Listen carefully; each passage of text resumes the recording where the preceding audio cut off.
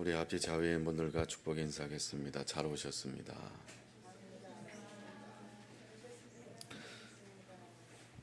하나님은 당신의 모든 것입니다.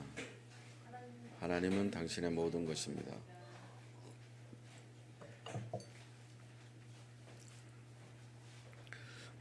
오늘 읽은 말씀으로 풍성하게 하시는 하나님이란 제목으로 날 나누려고 하는데요. 풍요 속의 빈곤이라는 말을 들어보셨을 거예요. Poverty amidst the plant라는 말을 들어보셨을 텐데 자주 사용하는 말이잖아요. 풍요 속의 빈곤. 경제적으로 풍성하고 풍요 속에 삶인데도 불구하고 어느 집단이나 어느 일부 계층은 상대적으로 또한 절대적인 빈곤 상태에 있는 것을 설명하는 말입니다. 이 용어는 최근에 생긴 말이 아니라 1930년에 그 영국의 경제학자이자 현대 거식 경제학자의 대부라고 할 수 있는 존 메이너드 케인즈라고 하는 경제학자가 사용한 말입니다. 영국의 대공황이 왔을 때, 경제적인 공황이 왔을 때 한쪽에서는 굉장히 부유하게 살아가는 사람들이 있는데 한쪽에서는 굶어 죽어가는 사람도 있고 자살하는 사람도 있고 너무 빈익빈 부익부가 너무 심각하게 대두되는 것을 보면서 경제학자 이 메이너드 케인츠가 책을 썼습니다.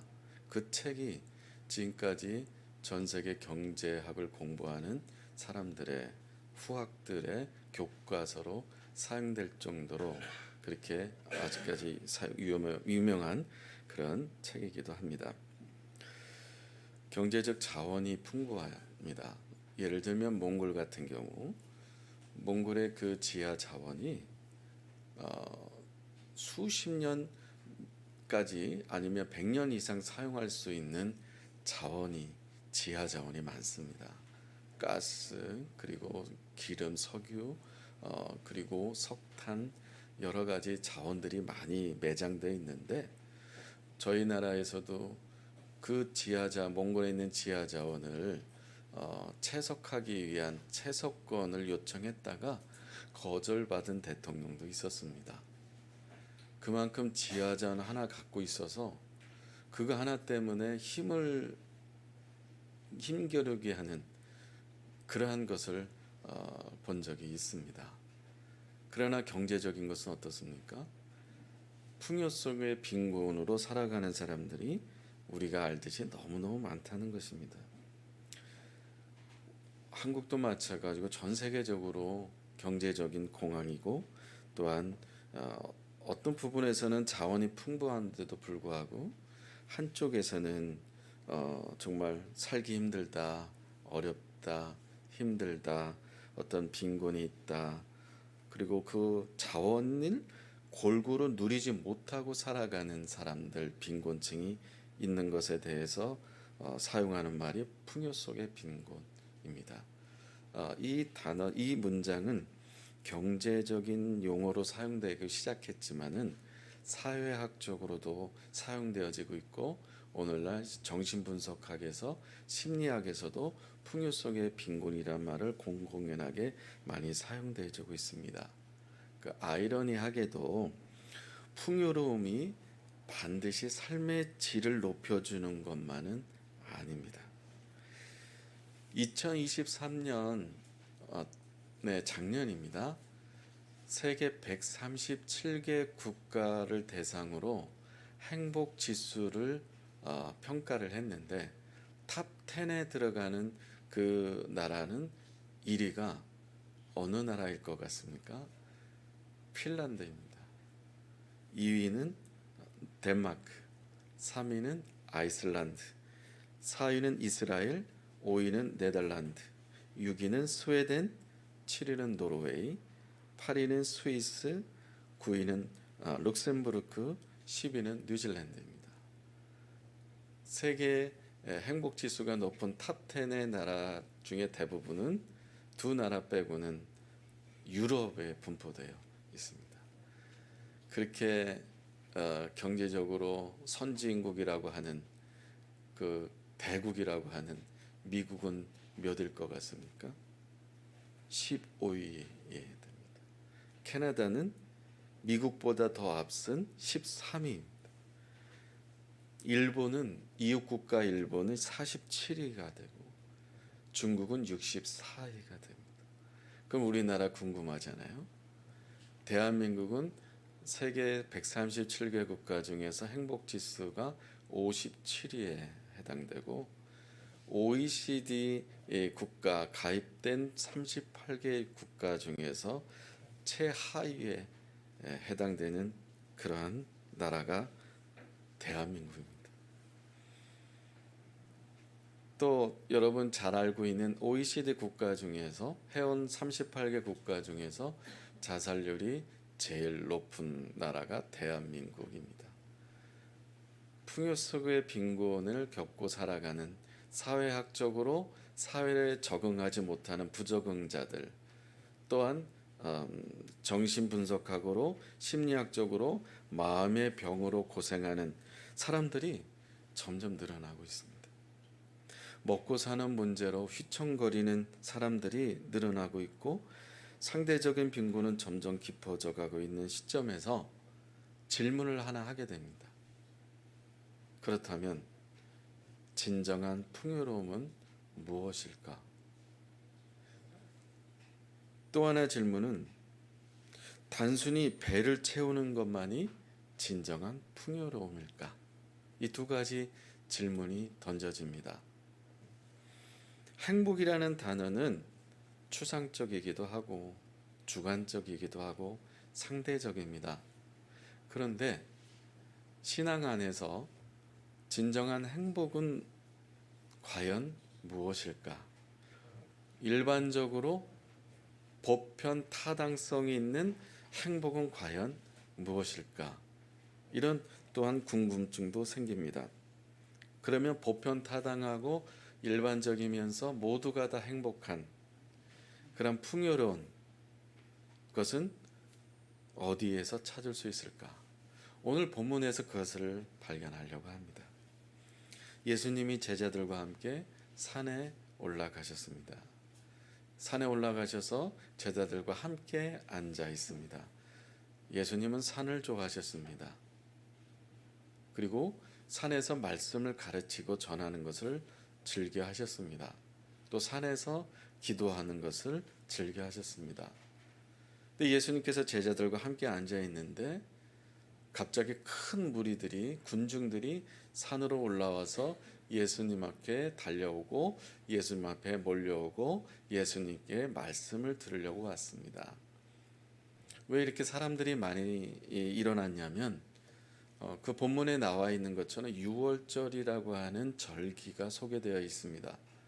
유월절은 이스라엘 민족이 1년에 3번씩 절기를 지키게 돼 있는데 그 중에 한 절기가 유월절이고 유월절은 일주일 동안 예루살렘에 원근각지에 있는 사람들이 예루살렘에 모여서 일주일 동안 하나님께서 우리를 애굽에서 엑소더스 출애굽시켜 주신 것에 대해서 재앙이 지나갔다는 뜻에서 그리고 죽음을 모면했다라고 하는 뜻에서 그것을 기념하기 위해서 지키는 절기가 유월절입니다.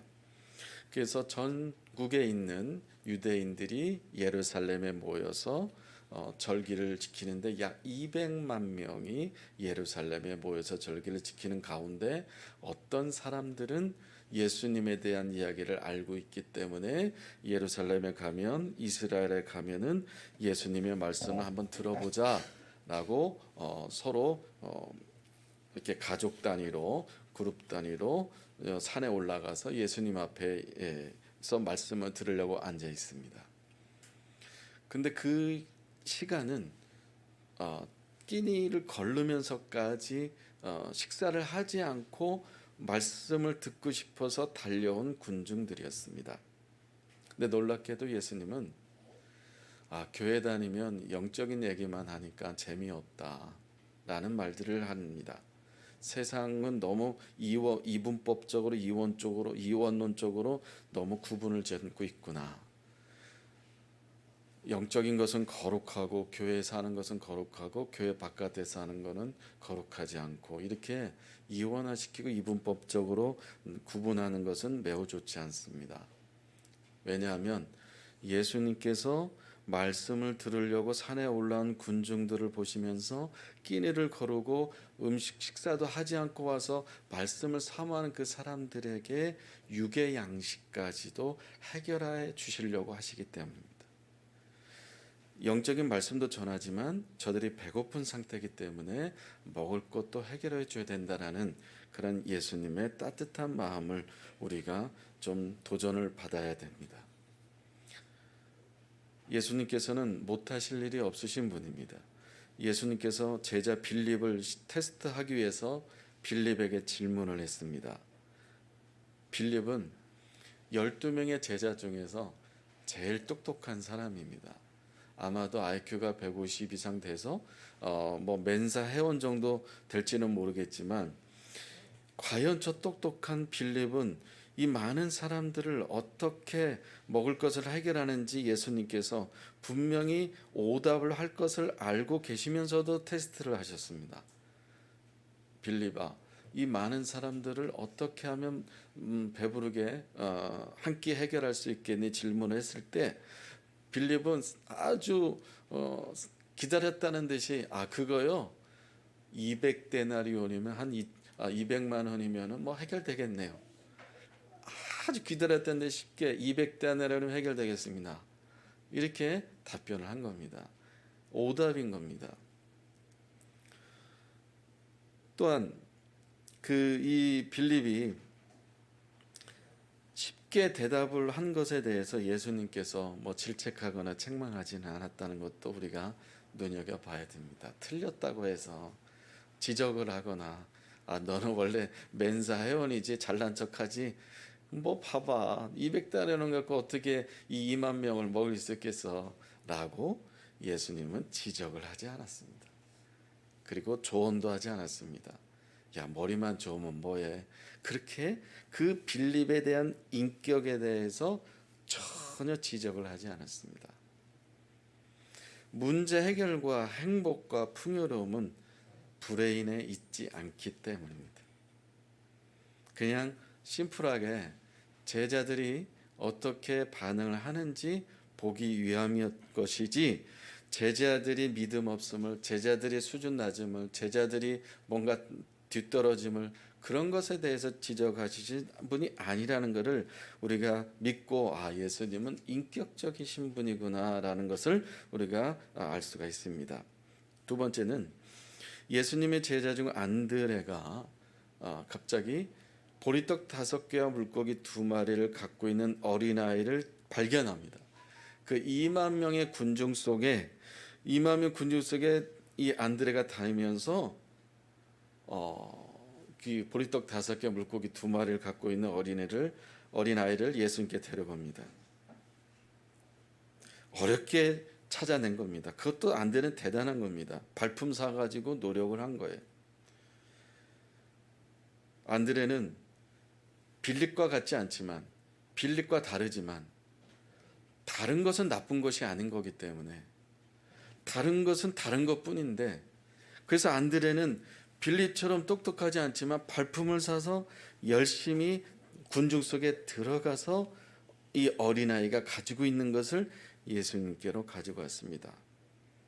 이것이면 해결되지 않을까. 그러니까 안드레는 어렵게 음식을 갖고 왔는데 여기서 안드레의 또 미스를 보게 돼요.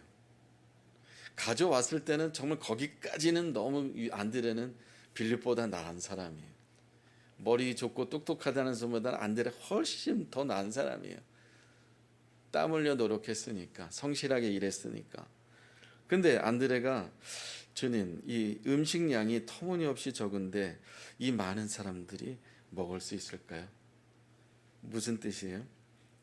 예수님이 바로 앞에 계시고 그리고 먹을 것이 준비되어 있으면 예수님께로 가져가면 뭔가 예수님이 하실 수 있다라는 그럼 조그마한 믿음이 있었으니까 가지고 온 거잖아요.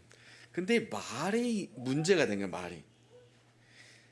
말 한마디로 천냥빛을 갚는다고 하잖아요. 말 한마디로 이 천냥빛을 오늘날로 환산하면 얼마 되는지 아세요? 말 한마디로 사람을 죽일 수 있고 사람을 살릴 수도 있는데 이 말 한마디로 천냥빛을 갚는다고 하는 우리 선조들의 그 격언은 오늘날로 환산하면 6억에서 7억 정도 됩니다. 그만한 가치가 있는 것이 말 한마디예요. 말 한마디가 얼마나 중요한지. 이 안드레는 노력을 해서 예수님께 가지고 왔는데 여기서 말 실수를 한 거예요.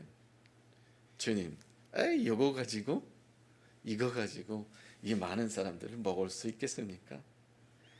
우리가 신앙생활하면서 정말 성실하고 열심히 모든 것들을 하게 되는데 그 하는 과정에서 사람은 완전할 수 없었기 때문에 가정에서도 그렇고 어디 조직 사회에서 직장에서도 마찬가지고 보면은 다 말에 의해서 오해가 생기고 말 때문에 서로 갈등이 생기고 말 때문에 서로 골이 깊어지는 것이죠. 그 상담학에서 상담을 성공하기 위해서는 비언어적으로 의사소통을 하는데 비언어적으로 상담을 성공하기 위해서는 95%가 비언어적으로 의사소통이 되는 거예요. 지난주 말씀드렸을 거예요. 공감을 해주고 적극적 경청해주고 중간에 개입해서 리마인드하고 피드백을 해주고 제가 이렇게 들은 것이 맞습니까? 라고 다시 질문을 해주고 그러면서 비언어적으로 의사소통을 하는데 이 5%의 언어로 인해서 말 한마디로 인해서 사람을 살리거나 회복시키거나 다운시킬 수도 있다라는 것이 6억에서 7억이 왔다 갔다 하는 것이 말의 힘이라는 것입니다. 이 안드레는 정말 열심히 했어요. 열심히 제자들 12명 중에서도 열심히 노력을 한 사람이에요. 뛰어난 사람이에요. 근데 말 한마디 때문에 이거 가지고 이 많은 사람들 과연 먹을 수 있겠습니까? 이 말 한마디. 무슨 뜻이에요? 네거티브 하면 안 된다는 거예요. 똑같은 상황에 똑같은 조건에 똑같은 환경에 살아가는데 어떤 사람은 포지티브한 긍정으로 살아가는데 어떤 사람은 네거티브하게 부정적으로 살아간다는 것입니다. 그래서 환경과 상황과 조건이 우리 풍요의 기준은 아니다. 똑같은 환경과 조건을 살아가지만 오히려 부유한 사람보다 가난한 사람들 가운데 오히려 더 행복하고 더 미국과 캐나다와 중국과 일본보다 핀란드가 더 행복 지수가 높은 것을 우리가 알아야 된다는 겁니다. 똑같은 조건과 상황에서도 습관적으로 네거티브하게 말하는 것을 우리는 정말 고쳐야 합니다.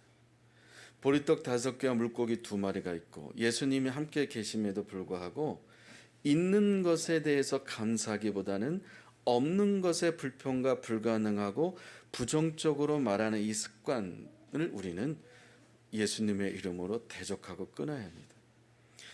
예수님께서 보리떡 5개와 물고기 2마리를 들고 축복 기도를 하신 후에 제자들에게 오다를 내렸습니다. 이 떡을 떼면서 그리고 생선을 떼면서 군중들에게 나눠주라. 다른 복음서에서는 50명씩 그룹을 지어서 그룹으로 앉혀놔라고 했습니다. 그리고 나눠주고 다 배부리 먹고 남은 것을 거두니까 12강주리가 남았습니다. 언젠가 말씀드렸을 거예요. 이 오병이어 사건만이 이 사복음서에 다 나온다고 말씀드렸어요. 마태, 마가, 누가, 요한복음, 사복음서에 유일하게 다 나오고 있는 것이 이 오병이어 사건이에요. 남자만 5,000명, 가족 포함하면 2만 명이 먹었다는 거예요. 물고기 2마리와 보리떡 5개로. 그러니까 주님께서는 빌립도 아니고 안드레도 아니고 어린 아이를 통해서 이 놀라운 미라클을 행하셨다라고 하는 것입니다. 자, 우리 주님은 어떤 분일까요? 끼니를 걸으면서 말씀 들으려고 온 사람들을 풍요롭게 하신, 배부르게 먹이신 예수님. 또한 다른 사람들을 위해서, 또 배고픈 사람들을 위해서 12광주리를 남겨놓으시는 예수님. 함께 가는 교회를 하나님께서 시작하셨을 때 주신 비전의 말씀 두 곳을 함께 읽기를 원합니다. 우리 출애굽기 14장 13절 14절 같이 읽겠습니다. 시작. 모세가 백성에게 이르되 너희는 두려워하지 말고 가만히 있어서 여호와께서 오늘 너희를 위하여 행하시는 구원을 보라. 너희가 오늘 본 애굽 사람을 영원히 다시 보지 아니하리라. 여호와께서 너희를 위하여 싸우시리니 너희는 가만히 있을지니라. 시편 46편 10절 읽겠습니다. 시작. 이르시기를 너희는 가만히 있어 내가 하나님 됨을 알지어다. 내가 문 나라 중에서 높임을 받으리라. 내가 세계 중에서 높임을 받으리라 하시더라. 아멘. 자, 교회를 시작할 때 하나님께서 주신 약속의 말씀이 이 두 말씀이에요. 너희는 가만히 있어라. 플랜을 짜지 말아라. 너는 아무것도 하지 말아라. 주님은 앞서 가시면서 길을 내시는 분이에요. 우리가 살아가다 보면은 우리 삶에 진퇴양난을 겪을 때가 있습니다. 그렇죠? 앞에 홍해가 있고 뒤에 바로왕과 애굽 군인들이 쫓아오는 그러한 진퇴양난을 겪을 때가 있습니다. 여러분, 아무것도 할 수 없는 상태, 이런 상태를 진퇴양난이라고 해요. 이러지도 못하고 앞으로 가지도 못하고, 앞으로 가면 홍해에 빠져 죽고, 뒤로 돌아가자니 애국 군사들한테 칼에 맞아 창에 맞아 죽고, 이래도 죽고 저래도 죽고, 이런 진퇴양난에 겪어 있을 때, 해법을 찾지 못했을 때, 아무런 답을 얻지 못했을 때 상태를 진퇴양난이라고 해요. 이럴 때 모세가 선포한 거예요. 아무것도 하지 못하고 해법을 찾지 못했을 때 너희는 가만히 있어라. 너희를 위해서 여호와께서, 하나님께서 싸울 거다. 가만히 기다려라. 또 시편 46편 10절 말씀도 동일한 말씀이잖아요. 너희는 가만히 있어. 나서지 마라. 하나님께서 행하실 거야. 너희를 위해서 하나님께서 행하실 거고, 그리고 이 전쟁은 하나님께 있는 거야. 우리가 속해 있는 모든 싸움들은 어떻게 보면 사람과 사람이 아니고 사람 뒤에 있는 악한 영과의 싸움인 거예요. 그렇기 때문에 우리가 결정해야 될 것은 뭐냐면, 우리가 모세처럼 하나님 편에 있는 사람. 이 모든 전쟁은 하나님께서 행하실 것이다라고 하는 것을, 하나님께 위탁한 사람, 하나님께 맡기는 사람, 이 믿음이 모세에게 있었다는 것. 하나님께서 우리에게 하시고자 하는 진정한 풍성함, 아까 질문을 두 개 던졌을 때 첫 번째 질문의 답은 뭐예요? 우리에게 주시고자 하시는 가장 풍성한 것은 무엇일까? 하나님을 신뢰하는 믿음이다. 하나님께서 우리에게 원하는 진정한 풍성한 것, 풍성하게 하시고자 하시는 그것, 물질도 아니고 눈에 보이는 것도 아니고 현상도 아니고 어떤 그런 가시적인 게 아니라, 보이지 않지만 우리 안에 하나님께서 주시는, 하나님을 향한 어떤 상황에서도 하나님을 신뢰합니다. 하나님을 의지합니다. 하나님이 행하실 것입니다. 전쟁은 하나님께 있습니다. 하나님께서 이 전쟁에서 구원하실 것입니다. 라는 신뢰하는 믿음인 것입니다. 아멘. 여러분, 자녀가 있습니다. 자녀들에게 있어서 가장 큰 기쁨이, 큰 행복이 뭘까요? 자녀들을 볼 때 가장 큰 기쁨과 행복은 바로 자녀들이 아름답게 성장하는 거예요.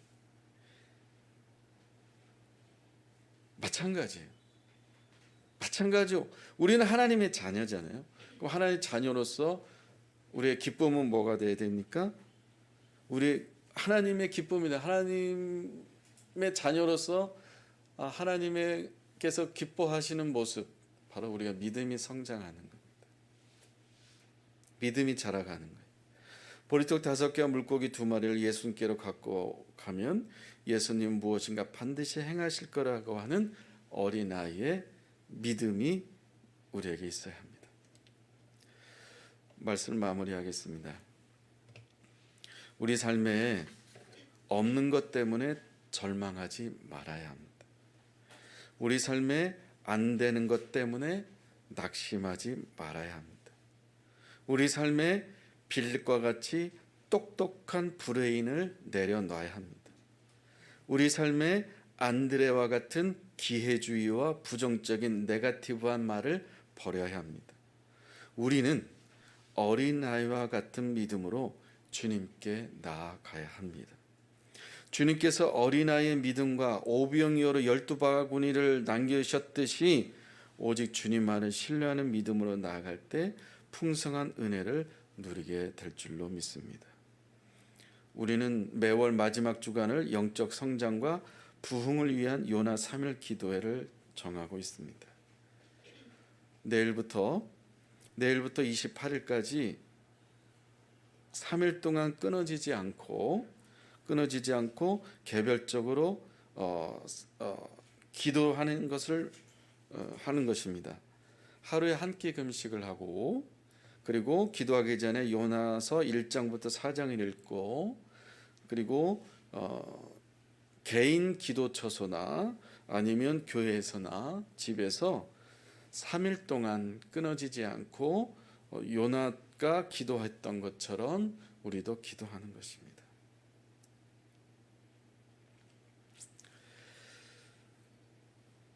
기도 제목은 개인의 기도 제목, 가정의 기도 제목, 하나님과 관계 회복, 성령 충만함, 교회의 20가지 기도 제목, 세계 전쟁의 종식과 난민들을 위해서 기도하는 것입니다. 한 가지 예화를 드리고 마치겠습니다. 기도에서 응답받는다, 믿음이 자라가야 된다. 그리고 요나 이야기를 수요일날 직원 선교회, 직원 신우회 예배 드릴 때 말씀을 나눴어요. 9월 첫째 주에 이 말씀을 나눴습니다. 믿음을 가지고 요나가 큰 물고기 속에서 3일 동안 금식하면서 하나님 앞에 기도했을 때 하나님께서 요나 기도를 응답하셔서 그 바다 깊은 곳에 있는 큰 물고기 속에 있는 요나의 기도를 들으셔서 큰 물고기 뱃속에서 바다에서 빼내셔서 육지로 내보내신 이 기적과 같은 사건, 기도 응답받은 요나 이야기를 직원 선교회 신우회 예배를 드렸습니다. 그 자리에 직원 결혼한 지 3년 된 회원이 있었는데 이렇게 기도 제목은 아이를 갖는 것이었습니다. 근데 그날 다 기뻐가지고 축하합니다라고 했었는데 그 잘못된 축복이 축하했습니다. 뭐냐면 이 여직원이 이게 배가 이렇게 나온 거예요. 그래서 임신한 줄 알고 축하했는데 임신이 아니었고 그 복수가 찬 거예요. 시험관을 했는데 잘못돼서 부작용으로 복수가 이래 차가지고 또 입원 치료를 해야 되는데 근무 때문에 입원하지 않고 나온 거예요. 근데 그 직원이 말씀을 들으면서 주님께서 마음을 주신 거예요. 하나님, 요나의 기도를 응답하셔서 3일 동안 기도했을 때 요나를 물고기에서 바닷속에서 육지로 내보내신 것처럼 하나님, 말씀을 들을 때 다음 주에 지나서 얘기를 들었어요. 근데 그 다음 주 지났는데 배가 쏙 들어간 거예요. 그러면서 고백을 하는 거예요. 그 말씀을 들으면서 기도를 하셨대요. 하나님, 요나의 기도를 들으셨듯이 저의 기도를 들어주세요. 요나를 바다에서 육지로 던지신 것처럼 저의 가득 찬 이 복수를 빼주세요.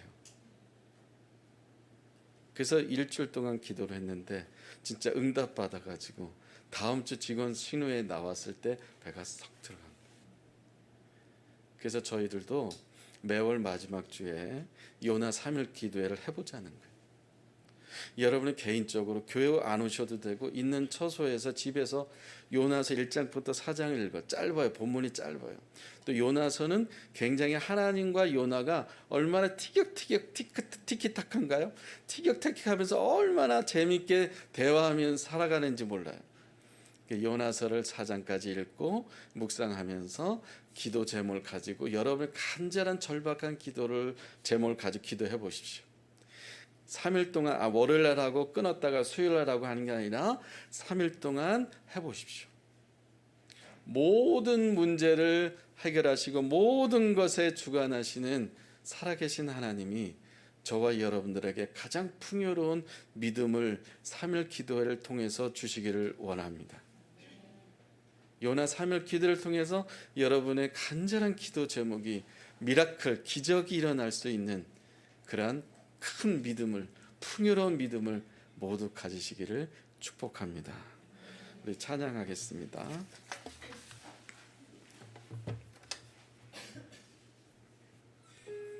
하나님은 너를 지키시는 자.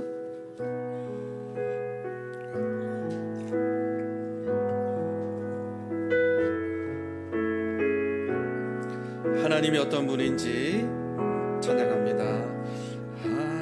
하나님은 너를 지키시는 자, 너의 우편에 그늘 되시니 낮의 해와 밤의 달도 너를 해치 못하리. 하나님은 너를 지키시는 자, 하나님은 너를 지키시는 자, 너의 환난을 면케하시니 그가 너를 지키시리라. 그가 너를 지키시리라. 너의 출입을 지키시리라. 너의 출입을 지키시리. 눈을 들어 산을 보아라. 눈을 들어 산을 보. 너의 도움 어디서 오나. 너의 도움 어디서. 천지 지으신 너를 만드신 여호와께로다. 여호와께로. 눈을 들어 산을 보아라. 눈을 들어 산을. 너의 도움 어디서 오나. 너의 도움 어디서. 천지 지으신 나를 만드신 여호와께로다.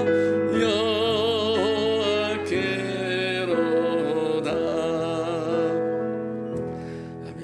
우리 같이 기도하겠는데요, 눈을 감고 말씀 생각하시면서 하나님께서 우리에게 풍요로움을 주시는데 그 풍요로움이 무엇인지 우리는 발견하고 깨달았습니다. 눈에 보이는 것이 아니라 우리의 믿음을 풍요롭게 하길 원하고 계십니다. 빌립처럼 브레인이 좋고 안드레처럼 그렇게 기회주의적이고 네거티브한 것이 아니라 오직 어린아이 같은 믿음, 이 믿음이 자라기를 원하십니다. 하나님, 저에게 정말 풍요로운 믿음을 주셔서 이 믿음으로 조건과 상황과 환경을 뛰어넘을 수 있는 큰 믿음의 사람이 되게 해 주시옵소서. 두 번째는 하나님, 이번 주에 요나 3일 기도회를 하고자 합니다. 조용한 곳에서 3일 동안 요나서 4장을 읽고 그 주신 말씀 생각하고 기도하면서 가정을 위해서, 자신을 위해서, 하나님과 관계를 위해서, 교회를 위해서, 나라 민족과 전쟁을 종식시키기 위해서 3일 동안 하나님 아버지의 마음으로 기도하려고 합니다. 이 기도 3일 기도회가 방해받지 않게 해주시고 3일 동안 집중해서 미라클을 경험할 수 있는 큰 믿음을 주시옵소서. 우리 삶에 없는 것 때문에 절망하지 않게 하시고, 우리 삶에 안 되는 것 때문에 낙심하지 않게 하시고, 우리 삶에 빌립과 같이 똑똑한 브레인을 내려놓고 우리 삶에 안드레와 같은 기회주의와 네거티브한 말을 버리고 어린아이 같은 믿음으로 나아가는 믿음의 삶이 되게 해 주옵소서. 같이 기도하겠습니다. 살아계신 하나님 아버지, 저희들에게 믿음을 더하여 주시옵소서. 아버지 하나님, 정말로 하나님께서 브레인을 원하지 않습니다. 아버지 똑똑한 것도 원하지 않습니다. 아버지 발품 사가지고 최선을 다하도록 한 것은 낫습니다. 그러나 그 말 한마디 실수 때문에 아버지 하나님 그 믿음이 거기까지였습니다. 아버지 사역을 하고 모든 것 잘하다가 아버지 말 한마디로 아버지 하나님 갈등이 생기는 것입니다. 성령 하나님께서 도와주셔서 아버지 하나님 신령으로 나아갈 수 있도록 역사해 주시옵소서. 아버지 하나님 신령하고 아무룩 서참으로 신령하고 역사해 주시옵소서. 아버지 하나님 믿음을 더해 주시기 원합니다. 아버지 하나님 믿음을 더하시고 우리에게 풍요로운 믿음을 더해 주옵소서. 풍성한 믿음을 더하여 주시옵소서. 하나님 행하신 놀라운 일을 보기를 원합니다. 성령 하나님께 저희들에게 믿음을 아버지 하나님 그 믿음 성장할 수 있도록 풍요로운 믿음으로 살아갈 수 있도록 인도해 주시옵소서. 아버지 하나님 공개하시고 영적으로 공부와 춤을 찬양합니다. 기름 부어 주시옵소서. 하나님을 경외하는 삶을 살게 하옵소서.